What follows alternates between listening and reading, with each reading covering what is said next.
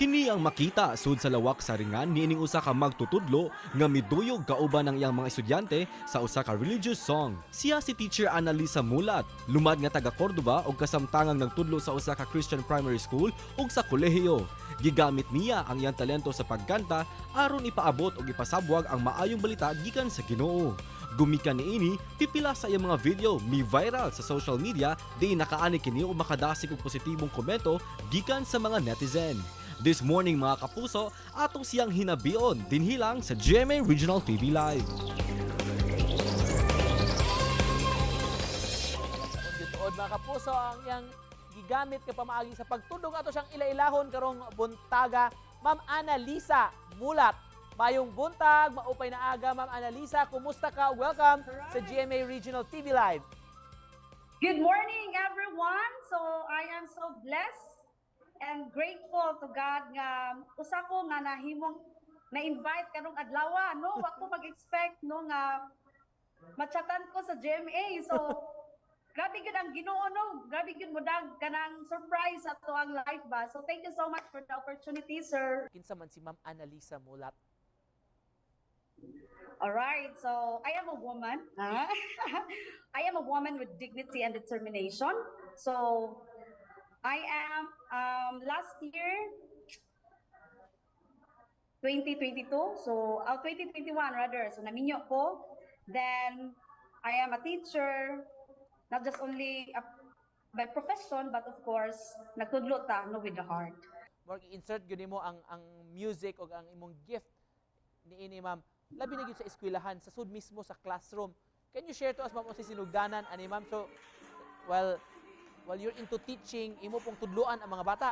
Importante jud kaayo ang pulong sa Ginoo. Even karon no, this month is a Bible month celebration. That's why nga ato jud ipasentro no, even nagtudlo ta academically, so dili ko nato kalimtan gyud ang pagtudlo spiritually. One of my videos, nag-video nga ako ang estudyante at that time, third year education, DED 3B. So yung gibidyohan, kanta ko siya. Kana nga kanta is sikat siya karon sa Christian nga community. So gi-upload na ko unexpected in just 20 hours. So naka-come up siya mga 310,000 viewers. Sa unsang pamaagi, Ma'am, nga imong magamit ang imong talento sa pag-awit aron makasabwag ta sa pong sa Ginoo. Alright, so ang pamaagi, sir. So every time nga musud ko sa classroom, ningon jud ko sa Ginoo nga, Lord, tagay ko kaalam, Lord, unsa na pud angay na kong buhaton. Kay kung kita ang magplano, magkabolilyaso, pero nindot jud kayo naigiya sa Ginoo ba. So musud ko sa classroom, of course, dili gyud nato kalimtan academically. Tudlo tas mga estudyante, after mga magkuha jud ko mga 5 to 10 minutes. So diha dapita, sir. After sa klase, no, opening prayer, dayon mag-discuss ko sa klase, sa topic, dayon after ana, ako kumusahon ang mga estudyante. Ma'am Lisa, of course, dili na mo palabyon ang kahigayunan karong buntaga. Pwede ba may mga yoog sample nimo? Bisag few lines lang, Ma'am. Any worship song imong na imong nahunaan o ihalad nimo sa atong mga kapuso nga nagtan-aw. Few lines, Ma'am Lisa.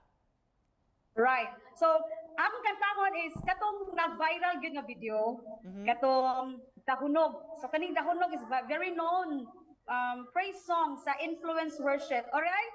Shout out guys sa influence worship no nga mao gyud nag-create or nag-compose ani nga kanta. So salot jud kay ninyo no para sa Ginoo. So alright, so kapila lang ta sir ha. Alright. Dahunog sa pagdagi kanimo lang. Dahunog sa pagsimba kanimo lang. Thank you for that sample, Ma'am Lisa, ha. Og just to close this conversation, very inspiring one this morning. May message nimo, Ma'am, nga buot ipaambit sa atong mga kapuso nga nagtan-aw. Alright. So sa tanan ng mga kapuso natin dyan, alright, sa mga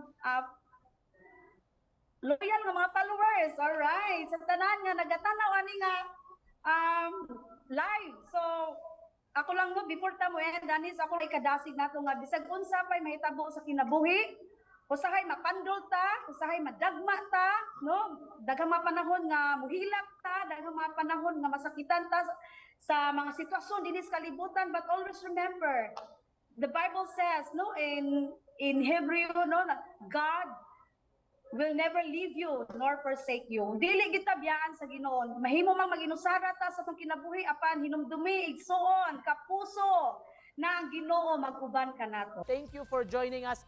Thank you for inspiring us, Ma'am Annalisa Mula. Thank you, ma'am. Thank God you, bless sir. you. You're welcome. God bless, sir.